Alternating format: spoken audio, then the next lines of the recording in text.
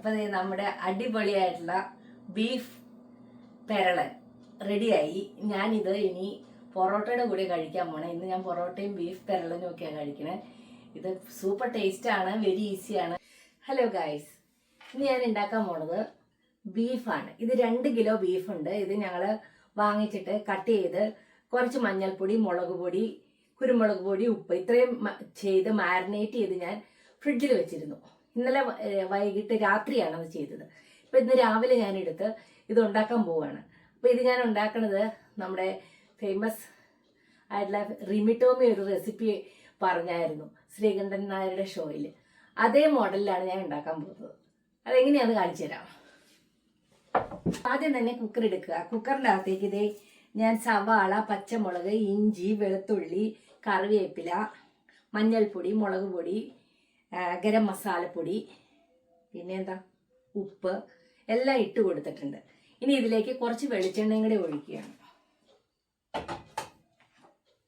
ഒരു തക്കാളി ഇടാൻ മറന്നു പോകരുത്.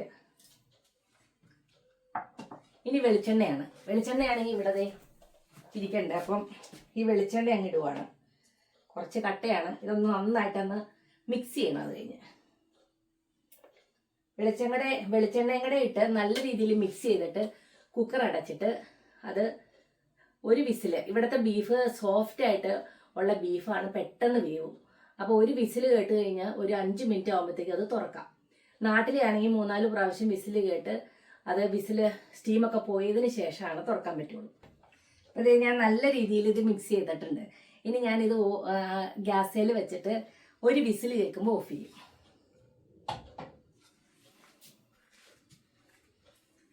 അടപ്പ് ഇവിടെ പോയി.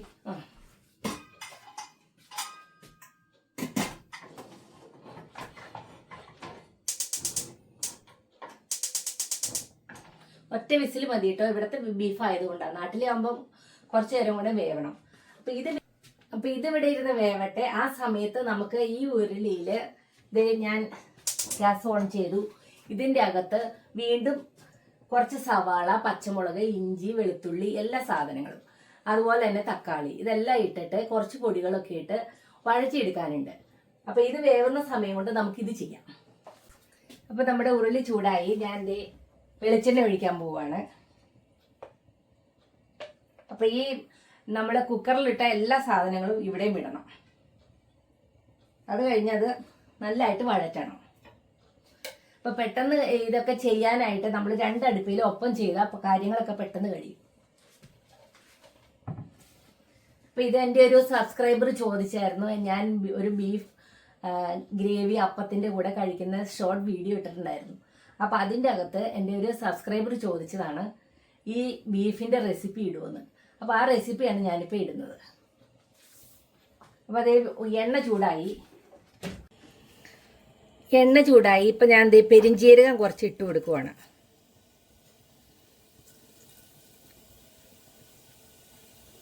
അതിൻ്റെ കൂടെ തന്നെ 2-3 ഏലക്കായും പിന്നെ ഒരു പട്ട, അതായത് സിനമൻ, അതും ഇട്ട് കൊടുത്തിട്ടുണ്ട്. അപ്പം അതൊന്ന് മൂത്ത് വരട്ടെ.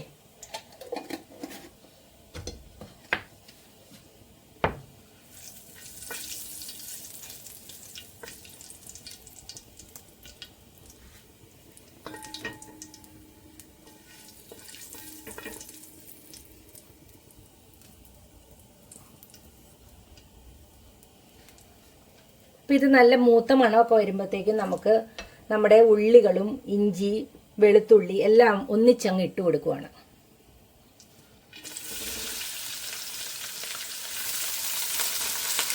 ഇതിൻ്റെ അകത്ത് 3-4 ചുമന്നുള്ളി അരിഞ്ഞതുണ്ട്, ഒരു സവാളയുണ്ട്, പച്ചമുളക്, കറിവേപ്പില, ജിഞ്ചർ, ഗാർലിക്, ഇത്രയും സാധനങ്ങളുണ്ട്.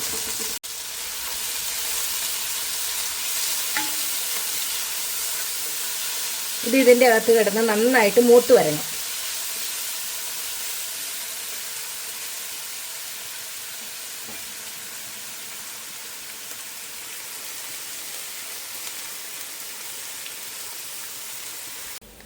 അപ്പോൾ സവാളയെല്ലാം മൂത്തു. ഇനി ഞാൻ ഒരു തക്കാളി ഇട്ട് കൊടുക്കണം.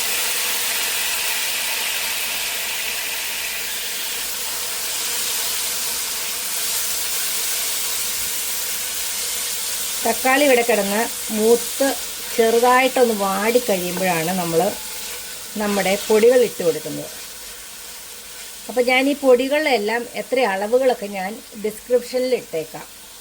അപ്പോൾ അത് നോക്കി ചെയ്താൽ മതി. ഇപ്പോൾ ഞാൻ ഇടുന്ന അളവുകളെല്ലാം ഞാൻ കറക്റ്റായിട്ട് ഡിസ്ക്രിപ്ഷനിൽ ഇട്ടിട്ടുണ്ടാവും. അത് നിങ്ങൾ നോക്കിക്കോളുക. അപ്പോൾ ഞാൻ ഈ പൊടികൾ ഇടാൻ പോവുകയാണ്. അപ്പോൾ ഞാൻ തീ കുറച്ചാണ് വെച്ചേക്കുന്നത്. എന്നിട്ടാണ് ഈ പൊടികൾ ഇട്ട് കൊടുക്കുന്നത്. അപ്പോൾ ഒരു 1/4 ടീസ്പൂൺ ഉപ്പ് ഇട്ടിരുന്നുണ്ട്.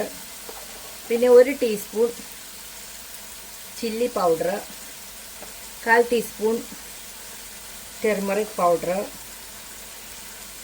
പിന്നെ 1 ടേബിൾ സ്പൂൺ കൊറിയാൻഡർ പൗഡർ, പിന്നെ കുറച്ച് ചില്ലി ഫ്ലേക്സും കൂടെ ഇട്ട് കൊടുക്കുന്നുണ്ട്. അപ്പോൾ ഇത് ഒന്ന് മൂക്കട്ടെ ഇവിടെ കിടന്ന്. ഇതൊന്ന് മൂത്ത് കഴിയുമ്പോൾ നമ്മുടെ കുക്കറിൽ ഒരു വിസിലൊക്കെ കേട്ട് വെന്തിരിക്കുന്ന ബീഫ് ഇതിലേക്ക് ഇടും. ഗ്രേവി നന്നായിട്ട് മൂത്തു. കുക്കറിൽ വിസിൽ കേട്ടു. ഇപ്പോൾ ഒരു 5 മിനിറ്റ് കഴിയുമ്പോൾ ഞാൻ കുക്കർ തുറക്കും.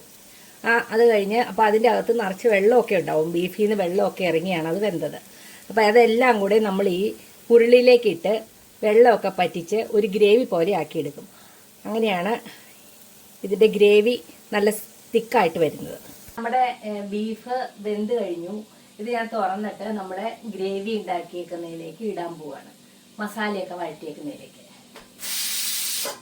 ഇത് പെട്ടെന്ന് വേവണ ബീഫായതുകൊണ്ടാണ് ഞാനിങ്ങനെ തുറക്കുന്നത്. നാട്ടിലെ ബീഫാകുമ്പോൾ ഇങ്ങനെ തുറക്കരുത്. അതിൻ്റെ വിസിൽ മൊത്തം പോയിട്ട് തുറക്കാൻ പോകും. അതായത് നല്ലതായിട്ട് വെന്ത് വെള്ളമൊക്കെ ഇങ്ങനെ നികക്ക വെള്ളമുണ്ട്.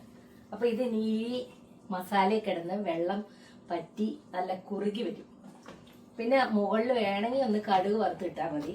അന്നേരം കൂടുതൽ ടേസ്റ്റ് ആയിരിക്കും. ഇത് കണ്ടോ. അപ്പം ഞാനിത് ഈ ഉരുളിയിലേക്ക് ഇടാൻ പോവാം. നമ്മുടെ ബീഫ് ഇത് നന്നായിട്ട് വെന്തിട്ടുണ്ട്. ഇനി ഞാൻ ഉരുളിയിലേക്ക് ഇടാൻ പോവാണ്. ഇതാണ് മസാലയൊക്കെ വഴറ്റിയിരിക്കുന്നത്. ഇതിലേക്ക് നമ്മൾ ബീഫ് ഇടാൻ പോവാണ്.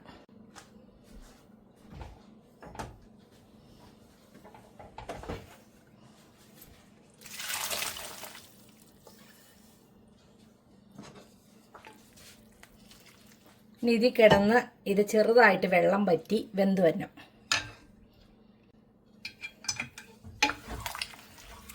നല്ല രീതിയിൽ ഇളക്കുവാണ്. പിന്നെ ഇതിൻ്റെ ഗ്രേവിയൊക്കെ കുറുകി വരണം. അപ്പം നമ്മുടെ ബീഫ് പെരളൻ, നല്ല ടേസ്റ്റിയുള്ള ബീഫ് പെരളൻ എത്ര പെട്ടെന്ന് ഉണ്ടാക്കിയെന്ന് നോക്കിയേ. ഒരു സൈഡിൽ കുക്കറിൽ ഉണ്ടാക്കുക, ആ സമയത്ത് തന്നെ മറ്റേ സൈഡിൽ നമ്മൾ വഴറ്റുക. ഇനി ഇതിൻ്റെ അകത്ത് കിടന്ന് നല്ലതായിട്ട് തിളച്ച് ഇടയ്ക്കിടയ്ക്ക് ഇളക്കി കൊടുക്കണം. അപ്പം വെന്ത് നല്ല സൂപ്പറായിട്ട് ടേസ്റ്റായിട്ട് വരും. അപ്പം നമുക്കിത് ചപ്പാത്തിയുടെ കൂടെയോ ചോറിൻ്റെ കൂടെയൊക്കെ കഴിക്കാം. കടുക് പൊട്ടിച്ച് വെച്ചിട്ടുണ്ട് കടുക് താളിക്കാനായിട്ട്. കടുക്, വറ്റൽ മുളക്, കറിവേപ്പില, അത് ഞാൻ റെഡിയാക്കി. അപ്പം നമ്മുടെ ബീഫ് നല്ല സൂപ്പറായിട്ട് വന്നിട്ടുണ്ട്. അതേ കണ്ടോ, വെള്ളമൊക്കെ കുറുകി ചാറൊക്കെ കുറുകി വെന്ത്. ഇനി ഈ കടുക് താളിച്ചത് അതിൻ്റെ മുകളിലേക്ക് ഇടാൻ പോവാം. ഉലുവ വറുത്ത് പൊടിച്ച് വെച്ചേക്കണയാണ്. ഇത് ഞാൻ കഴിഞ്ഞ ദിവസം വറുത്തതാണ്. അപ്പം ഇത് മീൻ കറിയിലും ഇങ്ങനെ ഇറച്ചി ഐറ്റംസിലൊക്കെ അവസാനം ഇങ്ങനെ കുറച്ച് ഒരു 2 നുള്ള് ഇങ്ങനെ ഇട്ട് കൊടുത്ത് ഒന്ന് ഇളക്കി കഴിഞ്ഞാൽ ഈ കറിക്ക് ഒരു പ്രത്യേക ടേസ്റ്റ് വരും. അപ്പം ഇതിങ്ങനെ ഇട്ട് ഇളക്കി ഈ കടുക് വറുത്തതിട്ട് ഇളക്കി കഴിഞ്ഞാൽ നമ്മുടെ അല്പം ഗരം മസാലയും കൂടെ ഈ സമയത്ത് ഇടണം.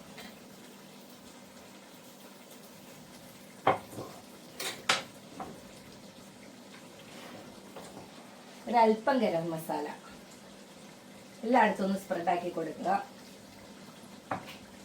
അതുപോലെ തന്നെ ഒരു അല്പം കുരുമുളക് പൊടി. ഇത്ര ഇട്ട് കഴിഞ്ഞാൽ നമ്മുടെ ബീഫ് പെരളൻ നല്ല സൂപ്പർ ടേസ്റ്റായിട്ട് കിട്ടും. ഞാനിതൊന്ന് ഇളക്കുവാണ്. ഇളക്കി എല്ലായിടത്തും ആക്കി നമ്മുടെ ഉലുവ പൊടിയും കടുക് പൊട്ടിച്ചതും ഗരം മസാലയും പിന്നെ അവസാനം കുറച്ച് കുരുമുളക് പൊടി. നമ്മുടെ ബീഫ് കിടന്ന് തിളയ്ക്കുന്നുണ്ടോ? അടിപൊളിയല്ലേ?